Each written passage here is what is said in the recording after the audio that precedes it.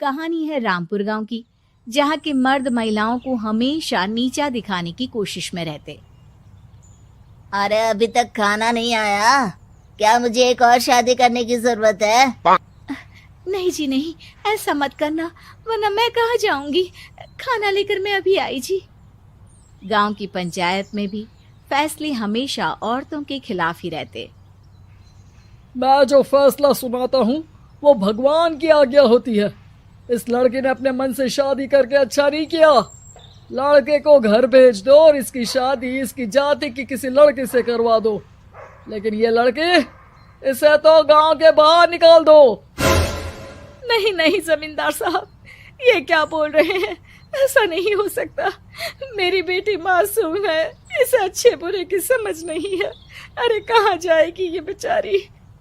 कहाँ जाएगी? इतनी चिंता है तो पूरे परिवार का गांव निकाला कर देते हैं। बेचारे पूरे बसे बसाए परिवार को गांव छोड़ना पड़ता है। चाहे जो हो, अगर बेटियों को कंट्रोल नहीं कर सकते तो गांव में रहने का कोई मतलब नहीं है। यहाँ औरतों को दब कर रहना होगा। कोई भी अपने हिसाब से कुछ नहीं कर सकता, सब ईश्वर की मर्जी से ही होगा। तभी गांव का एक आदमी दौड़ा दौड़ा आता है। सरपंच साहब, जमींदार साहब, वो कालिया है ना, उसकी बेटी पढ़ने के लिए शहर जा रही है। अच्छा, ये कब हो गया? और कालिया की हिम्मत कैसे हो गई ऐसा करने की? लेकर आओ उसे और उसकी बेटी को। बस फिर क्या था, हाजिर हो जाते हैं कालिया और उसकी बेटी सरपंच के सामने। और कालिया, ये क्या सुनने में आ रहा है? बेटी को इंजीनियर बना रहा है तू? और ये बता, गांव में तो स्कूल नहीं है, फिर कहां से इतनी क्लास पास कर गई तेरी बेटी? राधा, जो कि कालिया की बेटी है, उसे लगता है कि सरपंच उसकी तारीफ कर रहे हैं। सरपंच जी, मैंने ऑनलाइन पढ़ाई की है, डिस्टेंस लर्निंग से। सभी में मैंने अच्छे नंबर पाए हैं, जिसे देखते हुए शहर की इंजीनियरिंग कॉलेज में मुझे स्कॉलरशिप मिली है। वाह जी वाह, क्या होती है ये? पहले तो ये बताओ, फिर आगे की बात करते हैं। पूरा गांव राधा की बात सुन रहा था और राधा बोलती जा रही थी। तो ऐसे मैं फ्री में एक अच्छी शिक्षा लेकर गांव में जो कुछ परेशानियां हैं, जैसे बिजली, पानी और इंटरनेट जैसी समस्याओं के लिए काम करूंगी। मैं गांव को शहर से जोड़ने के लिए पुल का निर्माण करवाने का प्रस्ताव रखूंगी। मुझे पूरी उम्मीद है कि जल्द ही हमारा गांव भी तरक्की की राह पर चल पड़ेगा। राधा की बात सुनकर सारे गांव वाले ताली बजाने लगते हैं। सरपंच को समझ नहीं आता कि वो क्या करे। चुप रह नादान लड़की, गांव के खिलाफ जाने के लिए तुझे गांव से बेदखल कर दिया जाएगा, वो भी पूरे परिवार के साथ। और हाँ, अगर ठीक से गांव में रहना चाहती है तो ये पढ़ाई लिखाई छोड़ दे। हम तेरे लिए गांव का कोई होनहार लड़का देखेंगे। तभी गांव का एक आदमी बोल पड़ता है। अरे नहीं नहीं सरपंच जी, राधा बिटिया जो बता रही है, अगर वैसा हो जाए तो हम लोगों को पैसा कमाने के लिए बाहर नहीं जाना पड़ेगा। हाँ जी, और ना ही कोसों दूर पानी के लिए भटकना पड़ेगा। हमारे बच्चे भी अच्छी पढ़ाई कर सकेंगे और आगे बढ़ेंगे, ना कि हमारी तरह खेती करते बैठेंगे। क्यों गांव वालों, राधा बिटिया का साथ देना चाहिए ना। सरपंच देखता है कि गांव राधा के साथ है तो वो चुप हो जाता है।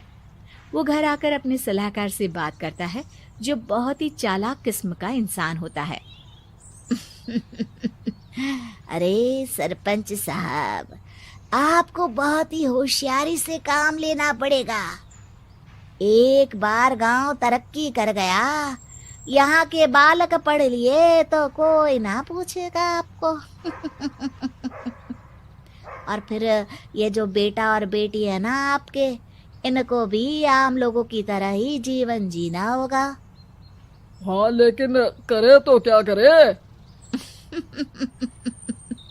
वो ना आप मुझ पर छोड़ दीजिए, बस मैं जैसा बोलूं करते जाइए।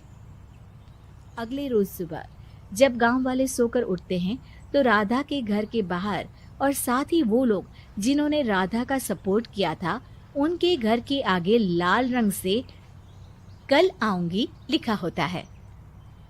कल आऊंगी, यह क्या होता है? अरे यह तो खून से लिखा है, लगता है कोई भूत प्रेत या चुड़ैल का साया है। चलो सरपंच जी के पास चलते हैं। सभी सरपंच के पास जाकर उसे सारी बात बताते हैं। अरे ये तो बड़ी मुश्किल की बात है। चलो मैं एक बाबा को जानता हूँ, उन्हें बुला लेता हूँ। सरपंच बाबा को लेकर गांव के घर के बाहर जाता है। ओहो, तो ये वो चुड़ैल है जो उन लोगों को निशाना बनाते हैं जो गांव को बदलने का सपना देखते हैं। वो गांव को ऐसे ही संपन्न देखना चाहती है। वो नहीं चाहती कि कोई बाहरी यहाँ का कायाकल्प करे। क्या तुम लोगों में से किसी ने गांव को बदलने की सोच रखी है? तभी राधा की माँ रोते रोते आती है। मेरी राधा घर से गायब हो गई है। अरे कोई तो बचाओ, मेरी बच्ची कहाँ गई?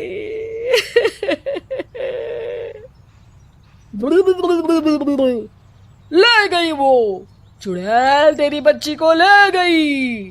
अब वो उसे श्रापित करके छोड़ेगी, उस पर चुड़ैल का साया हो जाएगा। तभी बुरी सी हालत में राधा भी वहां आ जाती है। उसके बाल चुड़ैल की तरह फैले होते हैं और कपड़ों में खून लगा होता है। सभी राधा को देखकर डर जाते हैं। माँ, पता नहीं मुझे कौन उठा कर ले गया था। अरे दूर दूर हो जा चुड़ैल, अब हम लोग इस गांव में नहीं रुकेंगे। अरे कैसे बातें कर रहे हैं आप? कल तो आप मेरे भरोसे गांव का हुलिया बदलने, अपने बच्चों को पढ़ाने और तरक्की उन्नति की बात कर रहे थे, तो आज क्या हो गया आपको? ये फिर तुम लोगों को बहकाएगी। ये चुड़ैल गांव में आ चुकी है, ऐसे ही ये तुम्हारे घर के बच्चों को भी ले जाएगी। गांव वाले राधा को गांव से बाहर निकाल देते हैं। उसके माँ बाप रोते रहते हैं, लेकिन गांव वाले नहीं मानते। मैं भी अपनी बहन के साथ गांव के बाहर रहूंगा, लेकिन वो पढ़ाई नहीं छोड़ेगी। वहीं सरपंच के घर पर सलाहकार कहता है।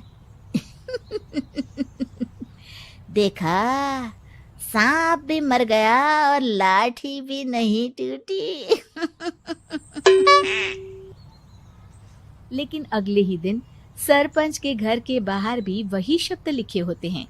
और फिर सरपंच की बीवी कहती है, हमारी बेटी को किसी ने अगवा कर लिया है। तभी राधा का भाई वहां आ जाता है। अरे गांव वालों, मैंने सरपंच जी की बेटी को देखा था। वो चुड़ैल उसे उठाकर ले जा रही थी। अरे क्या मजाक कर रहे हो? नहीं नहीं सरपंच जी, आप नहीं जानते। वो चुड़ैल अब आपकी बेटी में आ जाएगी, जैसे राधा के अंदर आ गई थी। तभी सरपंच की बेटी वैसी ही हालत में वहां आती है जैसे राधा आई थी।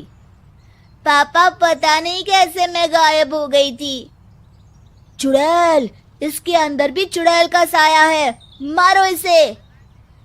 अरे नहीं नहीं, इसे भी राधा के पास गांव के बाहर ही भेज दो। अरे चुप रहो, मेरी बेटी कहीं नहीं जाएगी और चुड़ैल वुड़ैल कुछ नहीं होता है। अरे कैसे बात कर रहे हो सरपंच जी? आप तो बोल रहे थे कि आपका फैसला भगवान का ज्ञान होता है, तो अपने पर बात आई तो अब आप ऐसे बोल रहे हैं। अरे ना ना ना, आपको अपनी बेटी को त्यागना ही होगा। अरे बुलाओ बाबा को। राधा का भाई बाबा को ले आता है, जिसे अब गांव वालों के डर के कारण सच बोलना पड़ता है। मैं कोई बाबा नहीं हूँ, मैं तो मोची था। ये सलाहकार महोदय ने मुझे कहा था एक्टिंग करने को। अब वो मुझे पैसे देने वाले हैं। अब मुझे माफ कर दो। गलती हो गई, मुझे माफ कर दो।